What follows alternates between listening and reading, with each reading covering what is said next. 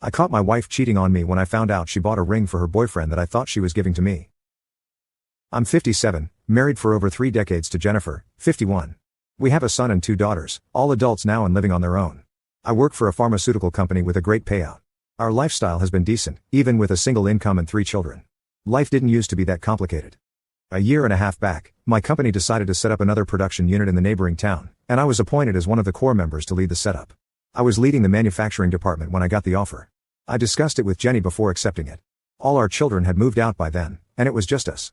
I didn't want to leave her alone, but she assured me that she would manage fine. It was a temporary project until the setup was running smoothly. The company had taken a year's time for this setup completion. The pay for this duration was almost 2.5x of my current salary, which was a big deal. After measuring all the pros and cons, we decided that I would take it up. That payout would help me retire earlier, and we can enjoy the last phase of our life comfortably. Next month is my 30th anniversary, and I was planning to make it super special for Jenny. I mean, yes, 3 decades is a milestone. Plus, I had to make up for my absence due to work commitments. So, I decided to gift her a diamond pendant she had been eyeing for a long time.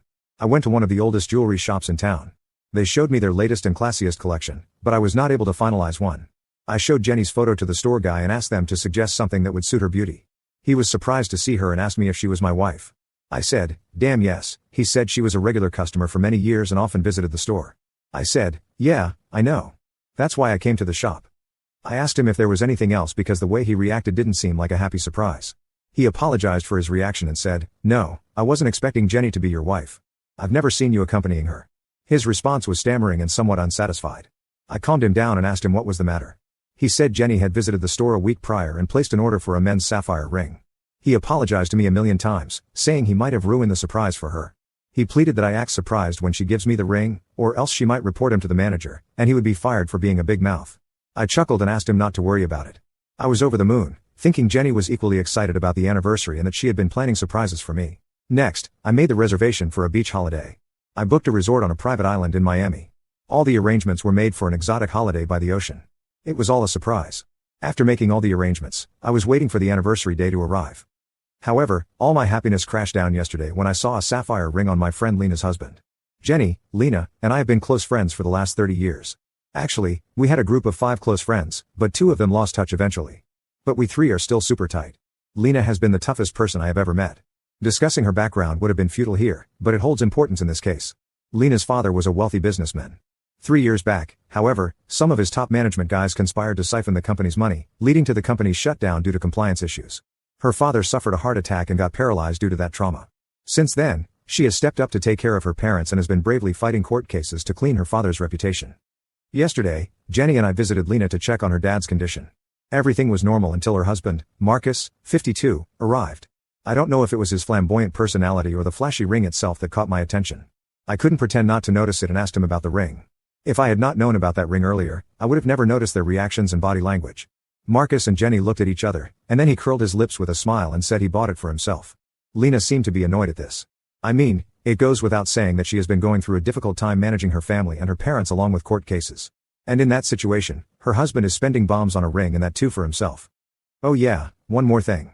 Marcus used to work at Lena's father's company, and ever since the company went bankrupt, he's been a lazy person sucking onto her income. Now that I know the reality that the ring was gifted by my lovely wife, it makes the situation even worse. Why would she give such expensive gifts to Lena's husband without anyone knowing? There has to be something. I added 2 plus 2, and now it makes sense to conclude that they both are fooling around. Now, the thing is, I just cannot confront this based on my math. I need proper evidence. I could have teamed up with Lena on this mission, but she's already going through enough, and I don't want to trouble her without evidence. I have to leave for work tomorrow, and it disgusts me to think that as soon as I leave, Marcus is going to come and sleep with my wife. I'm going nuts thinking about the entire situation. Update 1. Hey, I left the last post midway. I kind of got lost in my thoughts. I got one comment asking if I missed reading out the red flag or if there was none. Let me tell you, although I still have no information on when and how, I know for sure that their cheating game would have started after my transfer to the new plant. Lena and Marcus have been married for 6 to 7 years with no kids. I don't know what Lena saw in that lazy guy that she served him a fortune on a platter. I mean, he got an eminent position in the company without his effort. After the transfer, for the first 5 to 7 months, I was mostly staying at the new manufacturing unit. The company provided us with the stay and everything. I used to drive home twice or thrice a month.